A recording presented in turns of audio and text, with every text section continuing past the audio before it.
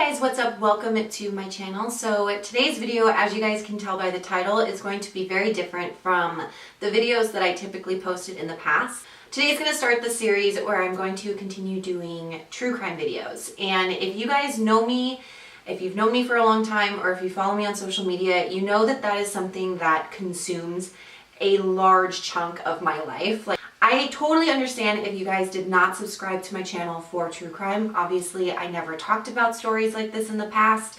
And if you followed me for makeup or other videos like that, and this is not your cup of tea, I 100% understand, and I am not offended in any way, shape, or form. These stories, these videos, and these topics are not for everybody, and I 100% understand if it's not for you.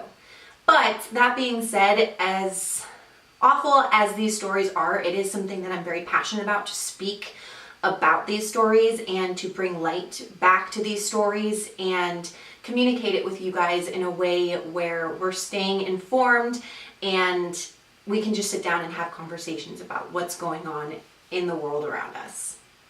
So if true crime is something that you guys want to continue seeing on my channel, please let me know in the comment section. Give me a thumbs up on my video. It would really help me out to know if I'm going in an appropriate direction or not for my viewers, because at the end of the day, true crime is something that I personally am very passionate about, but I also don't want to make only content that I'm passionate about. I want to make content that you guys want to see as well. So definitely please give me feedback. Let me know if this is something that you guys want to continue seeing.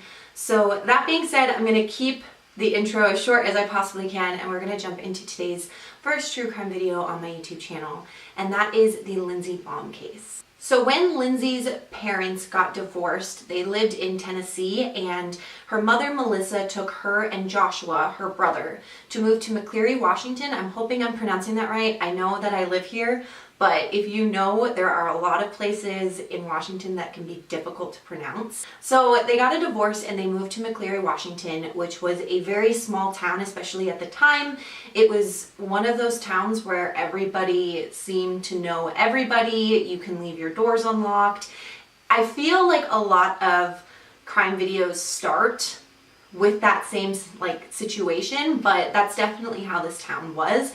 It used to be an old logging town. Not a lot of people lived there. It was very remote, and that's where they chose to start their new life. From what I read about Lindsay, she was a very smart, very bright, beautiful young girl. She was 10 years old, and her goal in life was to become an author, and she really loved to write. She was very creative in that sense. So on the day that she went missing, it was actually early summer in Washington State. It was June 26th of 2009. And all day she was playing out with her friends. They were swimming all day, and they were just having a normal summer day with their friends, hanging out. Once it got towards the evening, later in that day, she was just hanging out with a big group of friends, and her brother Joshua wanted to go to her friend Michaela's house to go pick up some extra clothes because they wanted she wanted Michaela to spend the night at her house. And it was a summer's night, so the mom was like, okay, that's fine. And they basically set off. Now, something that I have read up on a lot were a lot of people who were really upset at the fact that Melissa, Lindsay's mom, just let her go on a walk late at night on the summer's night. But something to consider and to kind of understand about the state that we live in is during the summertime, summer nights can last actually a pretty long time, and this was on record for being one of the longest days, which means the sun actually doesn't go down sometimes until after 10 o'clock. So it does seem a little late in the timeline for a 10-year-old girl to be walking alone, but it wasn't really that unusual, especially in this state in the summertime. Now, Michaela only lived about a 5 to 10 minute long walk away from their house, so it's not like they were going miles away or anything. She lived pretty close by. And I guess on the way, her and Joshua, so Lindsay and Joshua, her brother, got into somewhat of an altercation. It was like a brother-sister fight, and what happened was they were fighting over a bike, and Josh got kind of mad and just left, so he went back home, leaving just her with her friend Michaela. So when they got to Michaela's house, Michaela asked her mom if she could spend the night at Lindsay's house, and her mom said no. I guess she had been spending the night a few times before and she just wanted her to stay home for the night. So that sent Lindsay walking home by herself at around 9 o'clock at night. Around 10 o'clock, when Melissa, her mother, realized that she wasn't home, she started to panic because she knew that it was realistically not a short distance at all and that they should have been home by now. So she started getting really concerned. So that night, when they could not find Lindsay, they ended up filing a missing persons claim, and that's when the investigation started taking place. A lot of people kind of always do talk about when a young kid disappears, their first thought is perhaps it could have been a runaway situation. And Lindsay's mom was very adamant at the fact that this was not a runaway case, that someone had taken her. So whether it was a stranger or someone who maybe they did know in the community, she wasn't the type of person to run away, put it that way. Basically, Lindsay never left the house without her phone, and her mom was trying to call her cell phone, but when she realized she could hear it ringing in the room next door, she realized that she had it charging when she walked over to her friend's house. Because, I mean, she was only anticipating to be gone for about 15 minutes, so she was going to walk back and she had her phone. So she didn't actually have her phone on her. So near their home, they live in Washington State, and there was thousands of acres of land that was just open land, like woods. There was nothing around them. It was very remote. So they had people volunteering from all over. They had hunters volunteering. They had the community volunteering to help search for her.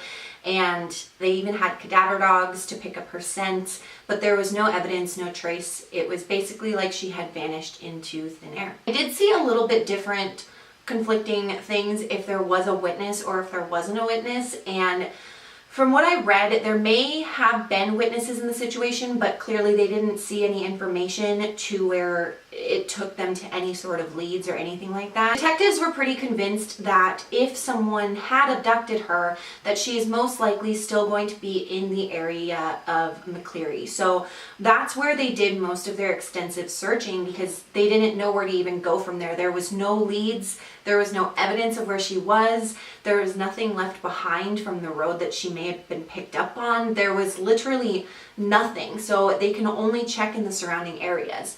They really focused on checking the remote area of McCleary. I was listening to an interview with Melissa, Lindsay's mother, and she was really upset with how the investigation had initially taken off. So I guess that she had disappeared on the same day or like the day before Michael Jackson's death.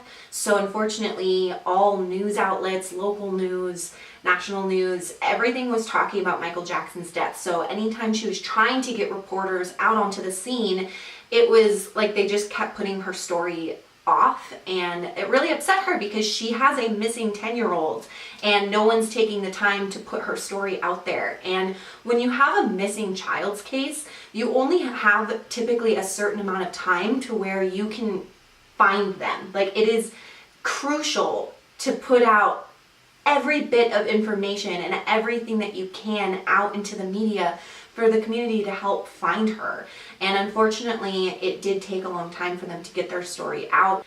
Eventually, to help assist, the Seattle's FBI agents actually did get involved in the case, and they started looking everywhere from air searching to ground searching. They were looking near rivers, near lakes. They were doing everything that they possibly could to find any bit of evidence that they could to help find Lindsay. Those searches that they were doing in the water and on the ground search in the woods with the dogs, everything like that, that went on for about 10 days, and there was nothing to be found. So this is something kind of where the news started taking a plunge, and her mom was very vocal at the fact that, you know, you have the community so involved and then nothing. Eventually, over time, the case finally started getting some national momentum, and there was information being poured in, there were tips, but unfortunately there were no leads to anything in the investigation.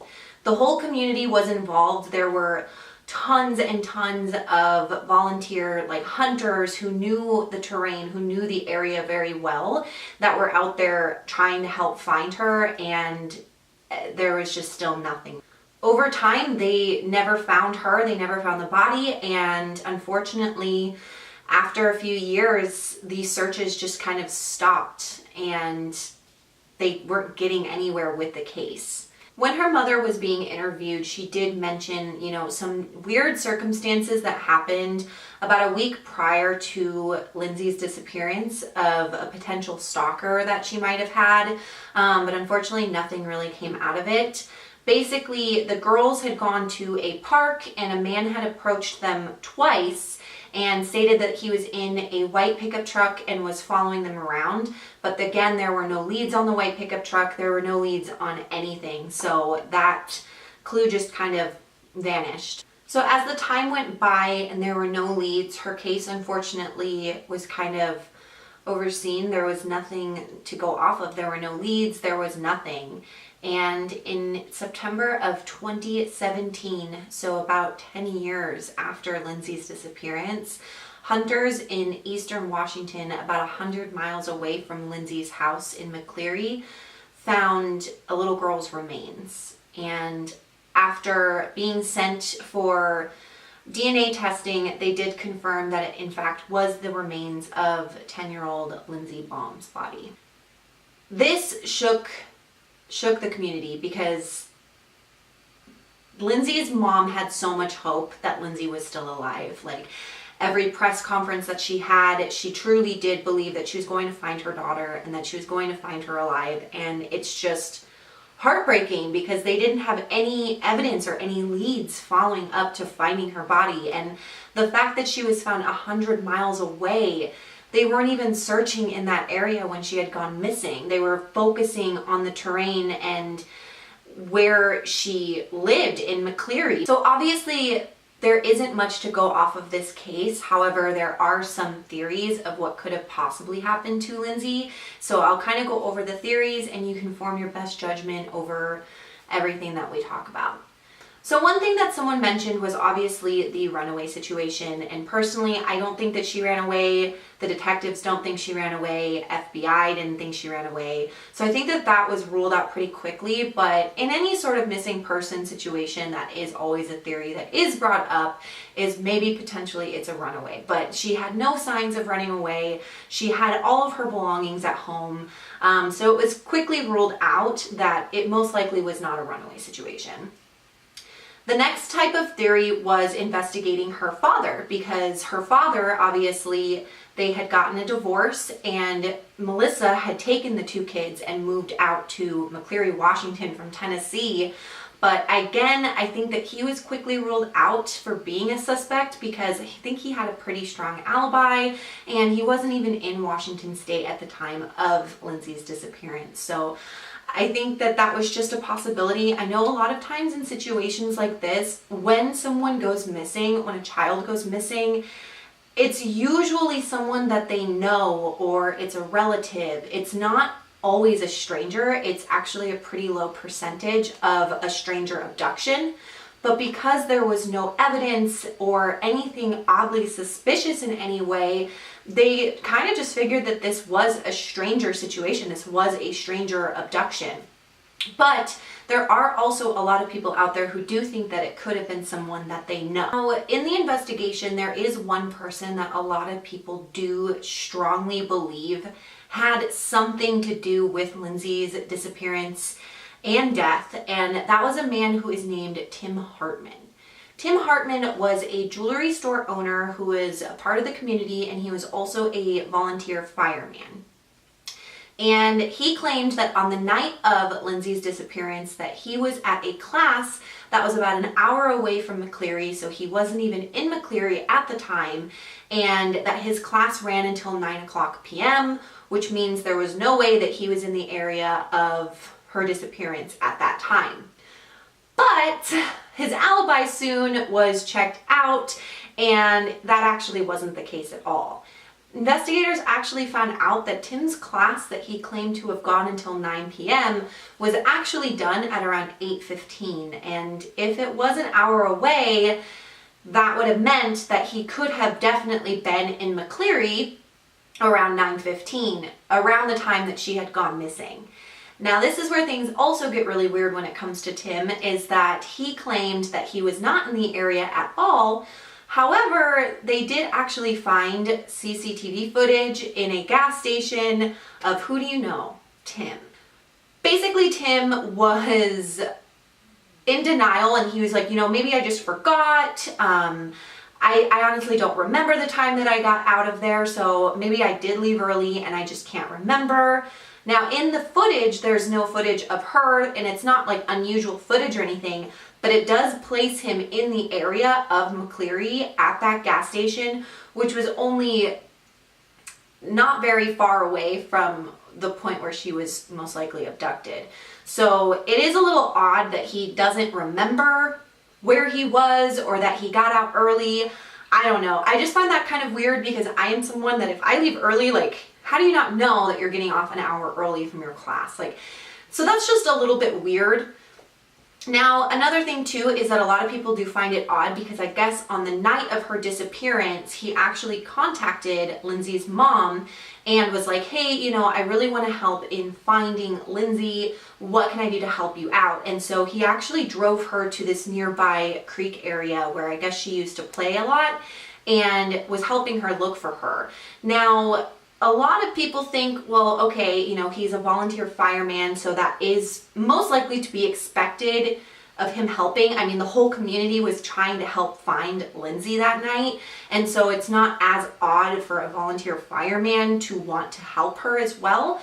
But it's just a little odd that he basically just forgot that he left early and where he was. I just find that to be very odd. And they also found what was a letter, like a handwritten letter that actually had Lindsay's name, like it was talking about Lindsay in the letter. But the police, they searched his car, and clearly whatever it was that they found did not have a direct correlation that at least they can connect with, because he was shortly ruled out of being a suspect. And then that leads to another possible suspect. So one of the questions that someone asked Melissa, her mother, was, when you guys moved to McCleary, did you guys get a list or did you look up any potential sex predators that were in the area? And the way that you would look that up in Washington State, at least at the time, I don't know if it's changed, but you would type in your zip code and it would pop up any local sex offenders that were in the area.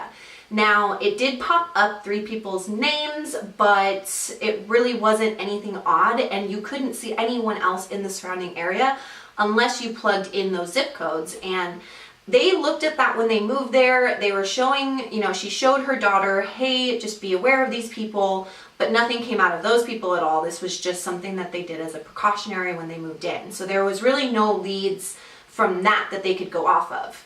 That was until the police started investigating the Emery brothers. Now, I could be pronouncing that wrong, but it was a group of 3 brothers who lived in the direct area that she lived in at the time that she was missing. And this is kind of weird.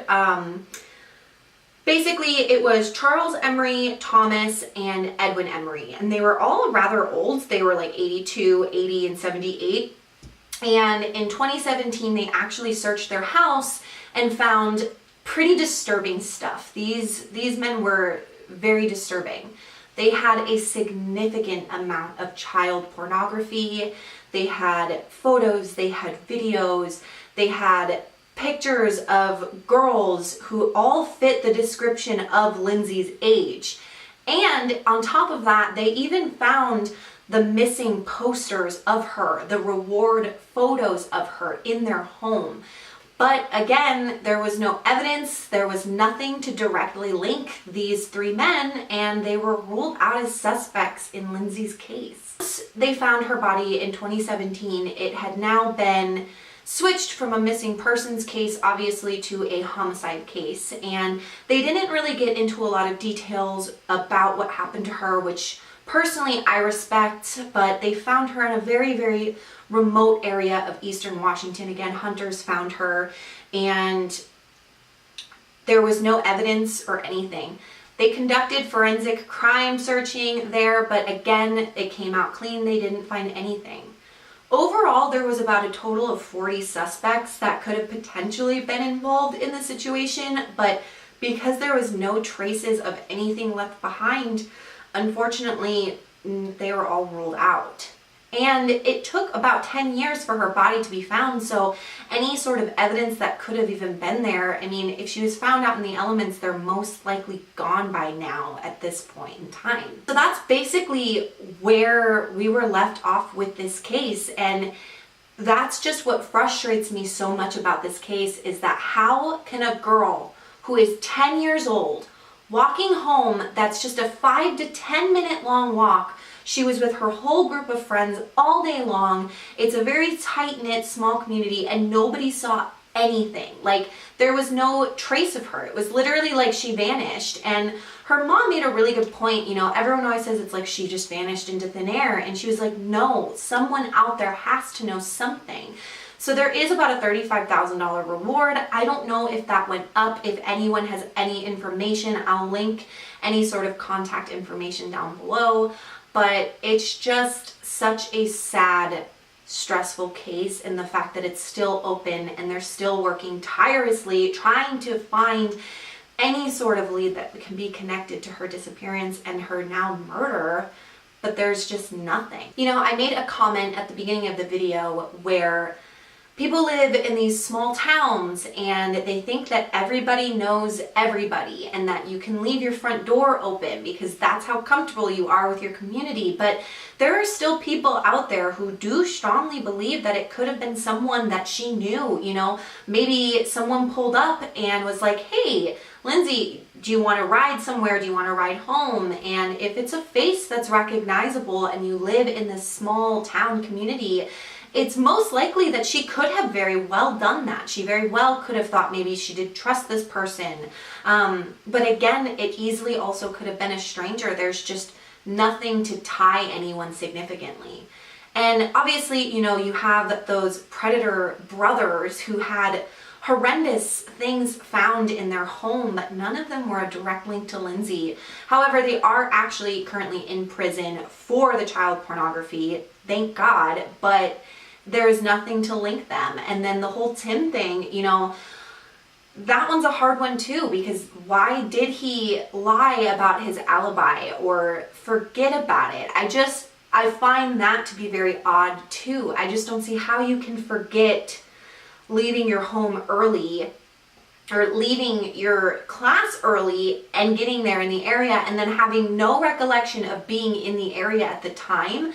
That's just very odd. Now, a lot of people think, you know, it's really strange that he wanted to volunteer and be with Melissa and help her find her daughter. A lot of people did find that odd, which in a lot of situations in a community where if it is someone who abducts someone close in the community, they almost feel like a sense of guilt and they want to be weirdly like a part of the interaction. They want to be physically there during the search and they want to hear every update that they can possibly get, which is very likely in his situation, but there was still no evidence pointing that that could be the case. So I want to know what your guys' thoughts are down below. If you guys remember this case, especially if you live in the area, I'd love for you guys to sound off down below of the suspicious things that you guys heard, from the potential stalker that she could have had to the brothers to Tim. There's, you know, 3 things right there that easily could be connected to the case, but were dismissed, and it just leads me to so many more questions. You know, who were these other 40 suspects and why weren't they looked into further? There's just so many questions that I have, and I don't know. It's cases like these that keep me up at night, knowing that this precious 10-year-old girl lost her life and there are no answers. There is no justice brought yet. But I was reading up and they're still posting about it to this day. Those detectives are still working on trying to find pieces to this case, and they are still working on this case. It's still open. So I guess maybe we'll wait and see. You know, it has been 10 years since they found her, but, you know, that doesn't mean that you can give up hope on a situation, that there's still potential evidence, and there's someone out there who is a monster who killed this little girl. And I just hope that the family can find justice in this situation. So that wraps up my first true crime video for you guys today.